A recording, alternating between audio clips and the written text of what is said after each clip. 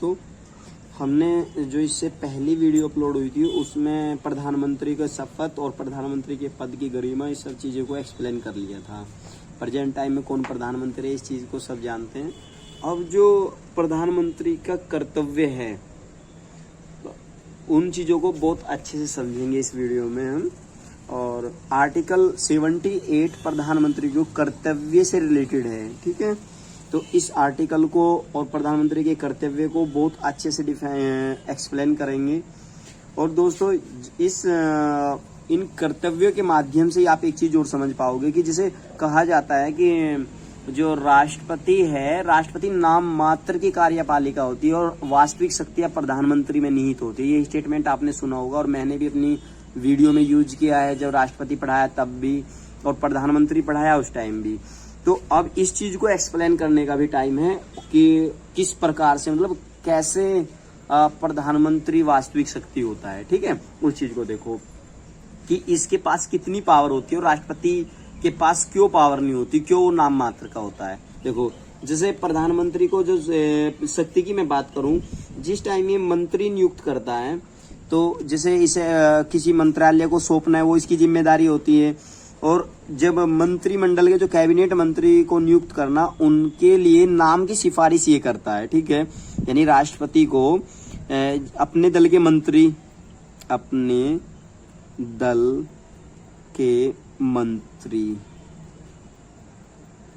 चुनने के लिए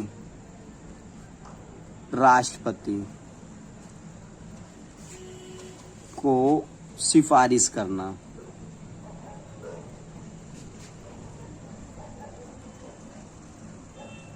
ये बात ध्यान से सुनो, बस इसी बातों में ये लिखा हुआ है। देखो, जैसे मान लिया प्रधानमंत्री जी ने कहा कि अमित शाह को गृह मंत्री बनाना है, ठीक है, तो ठीक है, वो गृह मंत्री बनेगा।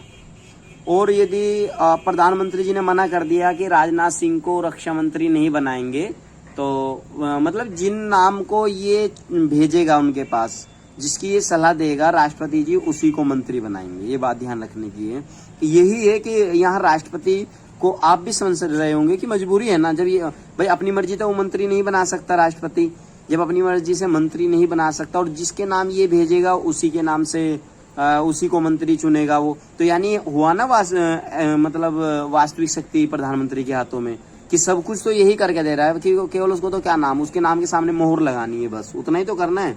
इसलिए अच्छा, तो एक शक्ति ये हो गई उसकी जो इम्पोर्टेंट शक्ति है कि मतलब जिनके नाम ये भेजेगा, जिनको ये कहेगा वही मंत्री चुने जाएगा, वो अपनी मर्जी से किसी को नहीं चुन सकता, ठीक है।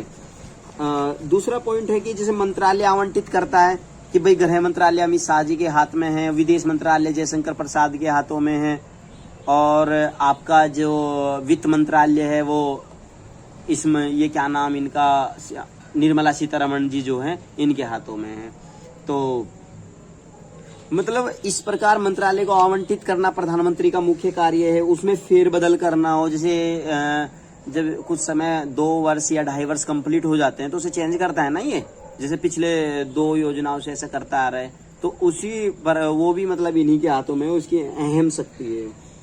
और दूसरा ये, मान ले किसी मंत्री को त्यागपत्र देना हो, और या त्याग पत्र की बात हो या बर्खास्त करने की बात हो, राष्ट्रपति को ये सलाह देता है कि इसको बर्खास्त कर दो, ये सब इसी की शक्ति का है, ठीक है। अच्छा, दूसरी बात है कि जब मंत्री परिषद की बैठक होती है तो उस मंत्री परिषद की बैठक को की अध्यक्षता करना इसी का काम है, प्रधानमंत्री जी का।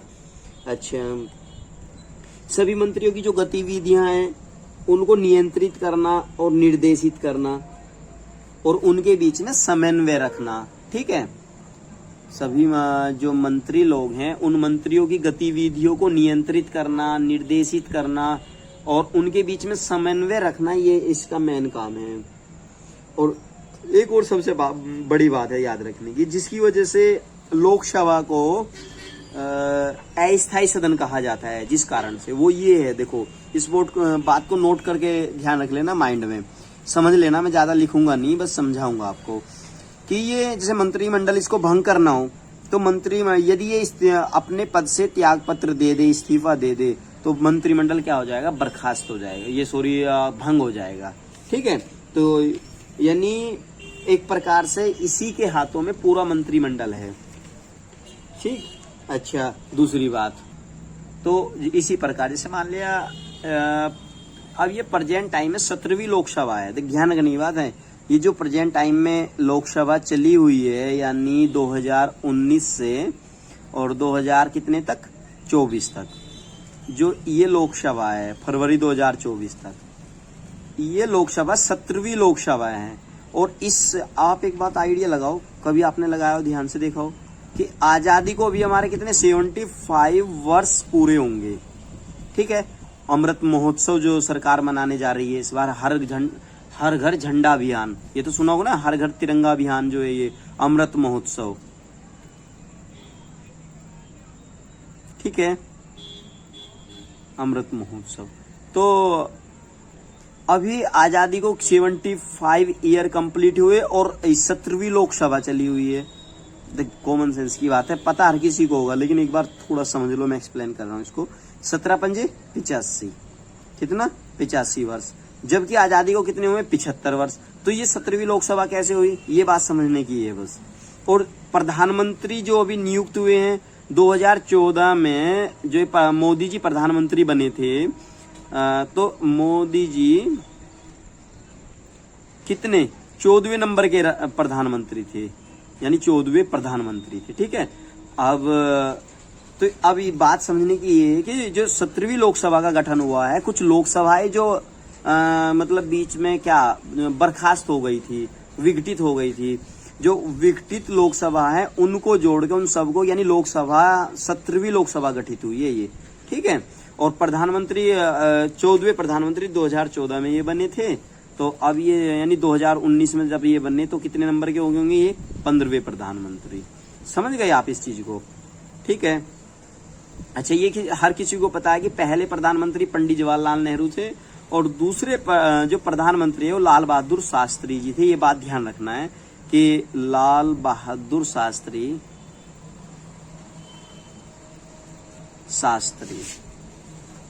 जो ये आपके सेकंड प्रधानमंत्री थे। फर्स्ट प्रधानमंत्री हर किसी के याद हैं, और किसी एग्जाम में पूछा था, मेरे ध्यान है, मैंने देखा था प्रीवियस ईयर में किसी एग्जाम में पूछा गया था कि भारत के दूसरे प्रधानमंत्री, भारत के सेकंड पीएम कौन थे? तो कौन थे? लाल बहादुर शास्त्री।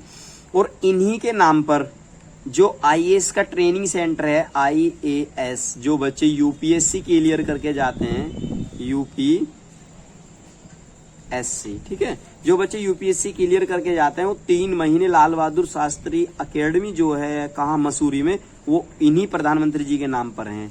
ठीक है, तो ये बात ध्यान रखने की थी कि वो 17वीं लोकसभा किस प्रकार है, मैंने इसको क्लियर किया है। अच्छा, तो ये पॉइंट क्लियर हो गया कि इनके कर्तव्य की बात थी। और ये कर्तव्य का जो वर्णन है वो किसमें, आर्टिकल 78 में लिखा गया है। उसमें लिखा क्या है, मैं उन शब्दों को पढ़ दूं कि उनमें क्या लिखा गया है। सबसे जो मतलब आर्टिकल 78 है, ये आर्टिकल राष्ट्रपति जी को प्रधानमंत्री जी सूचनाएं प्रदान करेंगे, यानी जो प्रधानमंत्री जी के वे कार्य, जिन कार्यों के माध्यम से प्रधानमंत्री जी राष्ट्रपति जी को सूचनाएं देते हैं, वे कार्य आर्टिकल 78 में लिखे गए हैं। ठीक है, अच्छा अब आपको ध्यान रखना है कि वे कौन कौन से कार्य हैं। एक तो कार्य है कि जैसे संघ है उसके कार्यकलाप है, जैसे प्रशासन संबंधी बात हुई, विधान विषयक बातें होगी, उनके परिस्थापना से रिलेटेड बातें हैं, और मंत्री परिषद के जो भी विनिश्चय हैं वे राष्ट्रपति को सूचित करेंगे प्रधानमंत्री जी। ठीक है, अच्छा दूसरा पॉइंट हुआ आपका कि किसी भी विषय की जो बातें हैं जिसपे राष्ट्रपति जी को सलाह देनी हो, कोई बिल है, कोई ऐसा विधेयक है जो ज्यादा मतलब गहन अध्ययन का हो, तो उन सब मामलों में ये मतलब राष्ट्रपति जी से विचार के लिए उस चीज को उनके सामने रखेगा कि जी राष्ट्रपति जी ये बताओ जैसे कि हम कैसे करें, ये चीज सोच रहे थे। अब जैसे हम अपने घर में हमारे पिताजी हैं या बाबा हैं, और हमारे पापा जी बाबा जी से पूछेंगे जाके कि पिताजी ये कैसे करना है, ये काम होना था। कोई मतलब ऐसी जिम्मेदारी सी का बड़ा सा काम हो, उसमें सलाह लेते हैं और नॉर्मल काम में भी ली जाती है। तो इस प्रकार ये भी एक इसका कर्तव्य है कि जैसे कृषि बिल आए, कृषि कानून अध्यादेश पारित करके लेके आए, तो वो भी मतलब एक प्रकार का विचारार्थ कार्य था। ठीक है, तो ये मैन इसके कर्तव्य हैं और ज्यादा कर्तव्य इसके कुछ बस मतलब इन्हीं का बातों में सारे कर्तव्य इनके छुपे हुए हैं। ठीक है दोस्तों, बाकी नेक्स्ट वीडियो अगले टॉपिक पर लेकर आएंगे, लोकसभा देखेंगे, लोकसभा के बारे में अच्छे से। और एक जो आर्टिकल 77 और रह गया, क्योंकि मैंने जो लास्ट वीडियो में आर्टिकल लिखे थे उनमें से 2 आर्टिकल पहले समझा दिए थे, 78 मैंने क्लियर कर दिया। और आर्टिकल 77 और देख लो, ये मेरे ध्यान आ गया एकदम से। ये आर्टिकल क्या कहता है, इसमें लिखा हुआ क्या है, बस वो समझा दूं, कहीं आ जाए कि आर्टिकल 77 है क्या। आर्टिकल 77 में स्पष्ट लिखा हुआ है कि भारत सरकार द्वारा कार्यवाहियों का संचालन किया जाना। ठीक है, देखो ये क्या लिखा हुआ है कि जो भारत सरकार है, भारत सरकार द्वारा जितनी भी कार्यवाहियां हैं उन कार्यवाहियों का संचालन किया जाना वो आर्टिकल 77 के माध्यम से है। और आर्टिकल 77 किससे रिलेटेड है? डायरेक्ट प्रधानमंत्री जी से। यानी भारत सरकार किस में निहित है? प्रधानमंत्री में। समझ आई बात? तो बस यही मोटी मोटी बातें थी। और ठीक है, आगे नेक्स्ट वीडियो में लोकसभा से बात करेंगे। कोई करंट अफेयर्स की जो वीडियो होगी उसे लेकर आऊंगा, जैसे सीजीआई से रिलेटेड। अभी सीजीआई जो आपको पता होना चाहिए कि इंडिया के जो नए नवनियुक्त सीजीआई हैं उन्होंने पदभार ग्रहण कर लिया है, जो यूयू ललित जी हैं। ठीक है, उसके लिए मैंने ग्रुप में उनकी पिक और उनसे रिलेटेड 2-3 बातें भी डाल दी थी जो आपके एग्जाम में डायरेक्ट आ सकती हैं। और एक इम्पोर्टेंट सूचना, ज्यादातर लोगों के लिए दिल्ली पुलिस के फार्म आ चुके हैं एसआई वाले, एसएससी सीपीओ के नाम से जो आते हैं, एसएससी सीपीओ। ये दिल्ली पुलिस का जो एसआई है, दरोगा जिसे बोलते हैं, डबल स्टार, ठीक है, उनके हैं। और जो आपका एक सेंट्रल आर्म फोर्स नहीं होती, सीआरपीएफ वगैरह, ये इनके हेड जो हैं एसआई वगैरह के, उसके फार्म आ चुके हैं।